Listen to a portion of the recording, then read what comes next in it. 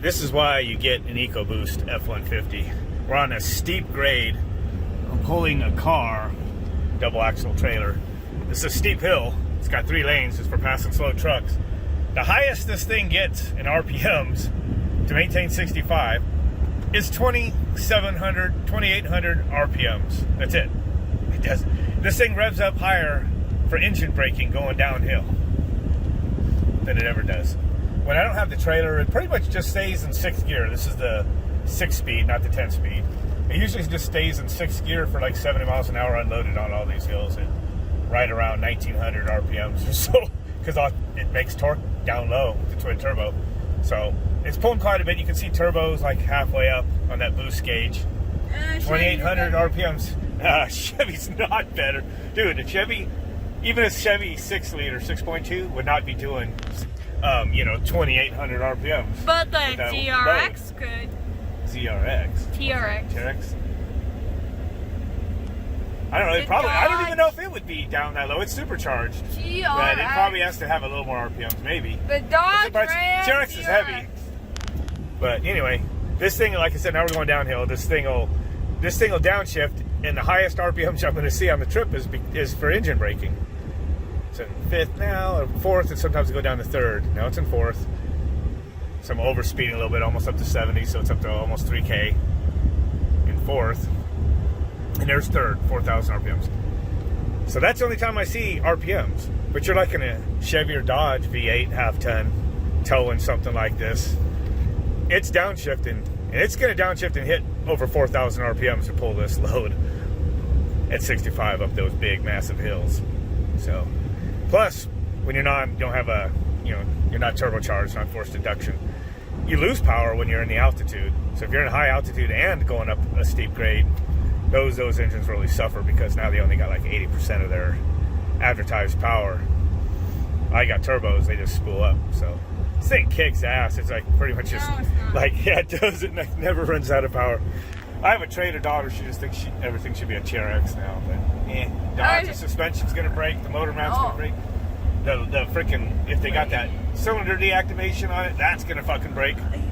These will break too if you neglect them. You have to put the top tier oil in these EcoBoosts because of the timing chains and everything. But if you do that, they last 200,000 plus miles. No problem. Got 102,000 in it right now, and it just still kicks ass. What about the new Chevy Camaro?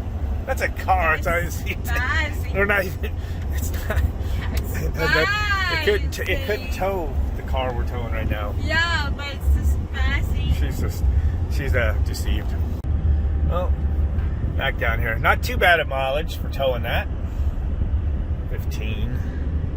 For pacing. Dad, you act like you're TFL trucks or something. I was out before them. What are you thinking? Anyway, yeah. Now, that was using cruise control. I tried to go slow. I tried to do like 60 when I was first leaving. It's because, it's crazy, going fast on freaking trailer wheels, seeing how people cook tread and bearings and everything. But I had to step up to 65, and then sometimes I stepped up to like 70. And this thing had power in reserve, even on the steepest hill. One time I just had to get out around some slow trucks, and I didn't want to hold the people behind me, and I got a little bit into the throttle off of the cruise control, and it went right up to 80 going up Slate Creek. Not even maxed out. It could have just kept on going. I swear this thing will probably stood to 100 with 5,000 pounds behind it. So it does okay. But if you step into these EcoBoosts a lot, they drink the gas. They use more fuel than the V8 option that has less power, because you're a lot of cylinder pressure, a lot of compressed air. They have to enrich the fuel, for part of detonation control. You always have to, have an extra rich fuel mixture when you're under forced induction. And so if you're under forced induction, you're not doing yourself any favor for fuel mileage. Then this engine actually winds up using, more fuel than the V8. This does make a considerable amount more power, though. So I think it's worth having. The only negative aspect to one of these is don't put a loud exhaust on it, because they sound like a V6. So that new Raptor or whatever with the newest exhaust pipe, they kind of modified with some equal length and some crazy mufflers and variable exhaust settings. It actually sounds not horrible. It actually sounds okay in the videos I saw. I think TFL Truck just did one. They didn't do an acceleration away recording though. That's what I'd like to hear. But like my brother-in-law has the same year, same engine in his, but he put exhaust on it, and it sounds like a V6. So I'd rather just not do that to mine. Just keep it quiet. It is really quiet. So, and it's pretty fast. I like having, like, you know, kind of like a Mustang performance, you know, when you're accelerating from a stop, you know, while having a four-wheel drive at the same time. Man, it even tears ass if you get into it a little bit hard. When you got trailers on the damn thing, because it makes so much. As soon as it hits 2,000 RPMs, it boosts. 2,500 RPMs, you're making full, you know, power. You know, well over 400 foot-pounds. The new ones are close to 500. And this one's a platinum. I don't know. It's brother-in-law thinks there's something up with the tuning on these because his isn't a platinum. He has his a tune in his.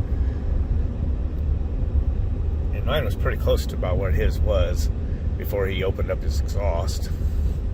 He thinks there's something with the stock tune on these, might be a little more power than advertised. I don't know. It definitely isn't slow.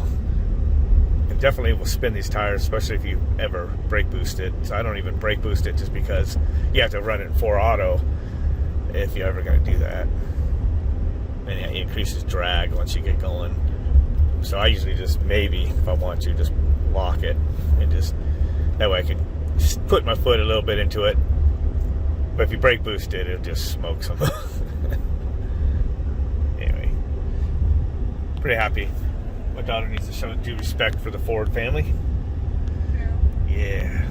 Yeah, he was in a very bad group too. What's that? He was in a bad group.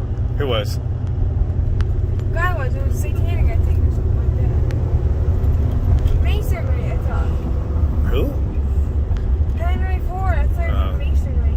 I don't know. There's all sorts of rumors, but I mean, the guy's been dead since before any of us were alive, so anyway. Alright, well, that'll do it. Catch you guys later. Oh yeah, not so fast. I'll have to insert this video clip, and we'll see if it came out off the camera and if I didn't already override it, because I didn't pull the card when I was in Payson. But on our way to Payson, before I had the car on the trailer, but the trailer still weighs, you know, over 1,000 pounds, I'm sure, and then I have her power chair in the back and a bunch of gear, so I probably have about 600 pounds in the bed at least. So it's got at least 1,600 pounds plus the drag and everything on my truck. And a Chevy came up to that stoplight at where you come up Beeline Highway, comes to Fountain Hills intersection there, and then it gives you this right lane across there that goes and then ends to make it 3 lanes briefly across the intersection for a ways. That guy, I out accelerated him, and then he had to get behind me, and then when he flew around me on the other side later, he flipped me off. I was just pointing at him laughing. He was so mad that his Chevy was slow. Couldn't even take a Ford that had a trailer behind it. Tisk. Hey.